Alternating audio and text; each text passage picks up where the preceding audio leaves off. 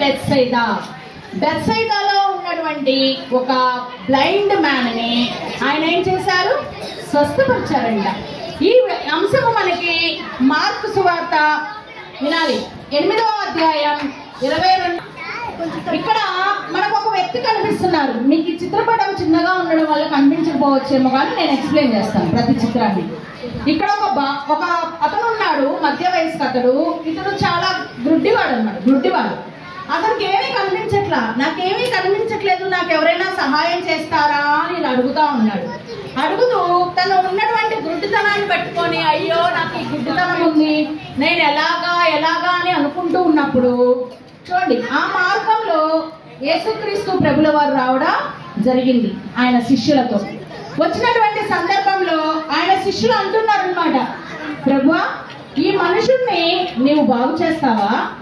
ఈ మనుషుడు గుడ్డివాడు కదా, మరి బాగు చేస్తావా అన్నప్పుడు ఇది చూడండి, దేవుడు మొదట ఇతన్ని ఏం చేశారంటే ఊరి వెలుపలికి తీసుకొని వెళ్ళారు. ఎక్కడ తీసుకొని వెళ్ళారంటమ్మా? ఊరి వెలుపలికి. ఇక్కడ చూడండి, యేసు ప్రభుల వారు ఏం తీసుకున్నారు? మట్టి తీసుకున్నారు. అలాగే ఈ మట్టిలో మనమైతే ఏం తింటాం దీంట్లో, కానీ దేవుడు ఏం వేశారో తెలుసా? ఏం వేశారంటమ్మా? ఉమ్ము వేశారు. దేవుడి యొక్క ఉమ్ము అంటే నేను వేయట్లేదు, యాక్షన్ ఇట్లా ఉమ్ము వేశారు. ఏం వేశారు దీంట్లో? ఉమ్ము వేశారు. ఉమ్ము వేసి దాన్ని ఎలా కలిపారు? మనం కూడా కలుపుకున్నాం కదా ముద్దగా. ఇలా కలిపినటువంటి దానిని ఏం చేశారు? ఆ బెత్సైదా ఉన్నటువంటి ఆ యువకుడి పైన, ఆ కళ్ళ పైన ఇలా పేస్ట్ గా అప్లై చేశారనమాట. ఏం చేశారంటమ్మా? ఇలా పేస్ట్ గా అప్లై చేశారు. అప్లై చేసినప్పుడు చూడండి, మనం కూడా మట్టి తీసుకున్నాం కదా. మనం తీసుకున్న మట్టిలో ఏమైనా చిన్నపిల్లల తలనొప్పి పోయిందా? ఆ బుద్ధోడు కడుపులో నొప్పి పోతుంది అన్నాడా? చెప్పాలి. మనం కూడా మట్టే కదా తీసుకున్నాము. ఇంకా దేవుడన్నా ఉమ్ము తీసుకున్నాడు, ఇంకా మనం మినరల్ వాటర్ తీసుకున్నాం, ఆక్వా వాటర్ తీసుకున్నాం. మరి వాళ్ళ తలనొప్పి పోయిందన్నారా?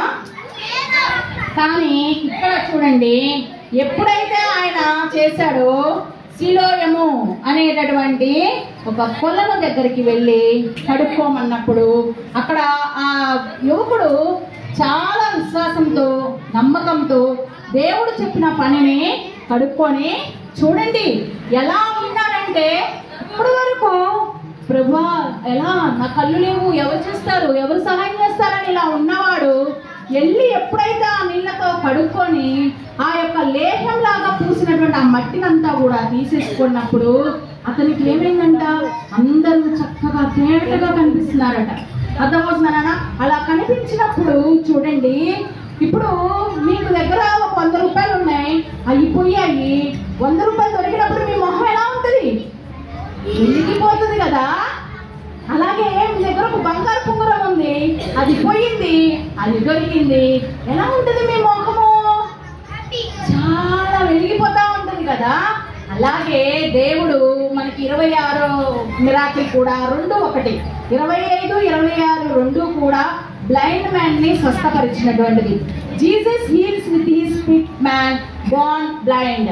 ఆయన యొక్క ఉమ్ముతో ఎవరైతే పుట్టు గుడ్డివాడైనటువంటి మనిషిని ఆయన బాగు చేశాడు అనేటటువంటి అంశాన్ని మనం ఇక్కడ చూస్తున్నాం.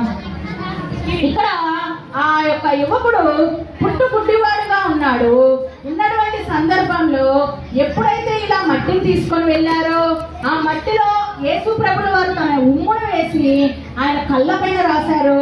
ఆయన ఎప్పుడైతే నువ్వు సిలోయము అనేటటువంటి లోయలోకి వెళ్ళి కడుక్కోమని చెప్పారు, కొలంలోకి ఆయన వెళ్ళి కడుక్కున్నప్పుడు చూడండి, ఆయన కళ్ళు ఎలా ఉన్నాయంట?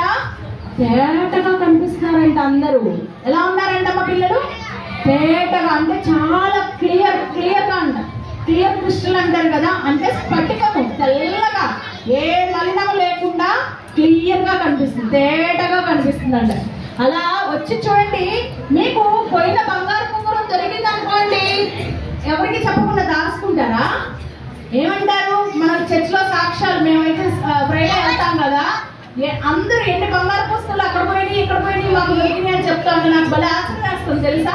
అంత గొప్ప దేవుడు. ఇక్కడ కూడా చూడండి, ఆ యొక్క యువకుడు వచ్చి ఇదిగో దేవుడు నన్ను స్వస్థపరిచాడు, నా కళ్ళు కనిపిస్తున్నాయి అని ఆయన ఆనందాన్ని వ్యక్తపరుచుకున్నాడు అనమాట అందరితో కూడా. అలా పంచుకున్నప్పుడు ఆయన ఆనందంగా సంతోషంగా నా కళ్ళు కనిపిస్తున్నాయి ఇలా చూస్తున్నప్పుడు వాళ్ళందరూ అంటున్నారు, నేను స్వస్థపరిచింది ఎవరైనా అంటే నాకు తెలియదు అనుకుంటా అతను వెళ్ళిపోతున్నాడు. ఇక్కడ శీలోయము అంటే పంపబడినది, అంటే శుద్ధి స్వస్థత ఇచ్చేటటువంటిది, కొలను అని అర్థం అన్నమాట.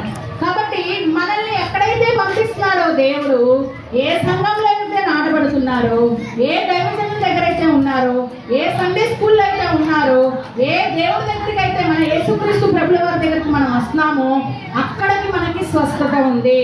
ఈ పాయింట్ మీకు అర్థమైందా పిల్లలు? విన్నారా? మనల్ని పంపబడిన చోట మనం అనుకుంటా ఇక్కడికి మనం ఎందుకు వచ్చామని. Everything is God's plan only. Everything is God's plan only.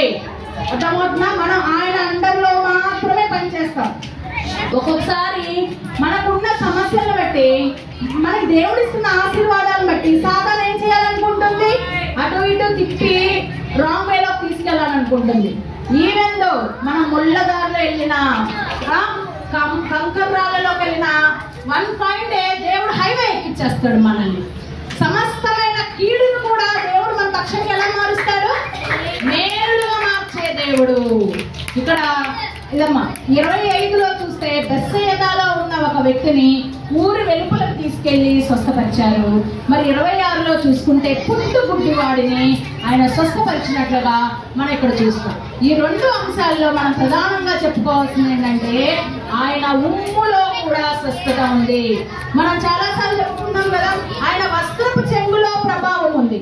ఆయన వస్త్రపు చెంగులో ఏముందమ్మా? ప్రభావం ఉంది. ఆయన తల వెంట్రుకల నుంచి అరికాలు పాదాల వరకు స్వస్థత ఉంది. చివరికి ఈ రోజు దాకా మనం అన్నాం, ఎవరి నోట్లో నుంచైనా ఉమ్ము కనిపిస్తే మీరు ఇష్టపడతారా? మీ ఉమ్ము మీ పక్కనోళ్ళకి ఒకసారి చూపించండి అంటే పక్కనోడు చూస్తారా? అసలు మీరు చూపిస్తారా? ఎవరైనా ఇక్కడ ఊస్తే అక్కడ నుంచి పక్క నుంచి వెళ్ళిపోతాం మనం, అసలు చూడని కూడా వినడానికి చాలా చిరాగ్గా ఉంటుంది. కానీ దేవుడి ఉమ్ములో కూడా స్వస్థత ఉంది. అంటే ఆయన నిలువెల్లా కూడా శుద్ధి, ఆయన నిలువెల్లా కూడా పరిశుద్ధాత్ముడు, ఆయన నిలువెల్లా కూడా పాపరహితుడు. అటువంటి దేవుని కలిగి ఉన్న జనులు, యెహోవాను తమ దేవుడిగా కలిగిన జనులు ధన్యులు. ఈరోజు మీరందరూ కూడా ఎవరన్నా ధన్యులం. ఎందుకంటే మనం అందరం ధన్యులం. యెహోవా తమకి దేవుడుగా గల జనులు. మన దేవుడు ఎవరు? సజీవుడు. మన దేవుడు ఎవరు? సర్వశక్తిమంతుడు. మన దేవుడు ఎవరు? స్వస్థపరిచేవాడు. ఈరోజు మీ ఇంట్లో మీకు ఎవరికైనా అనారోగ్య సమస్యలు ఉన్నాయా అంటే ఏం చెప్తారు మీరు? ఉన్నాయి అంటారు.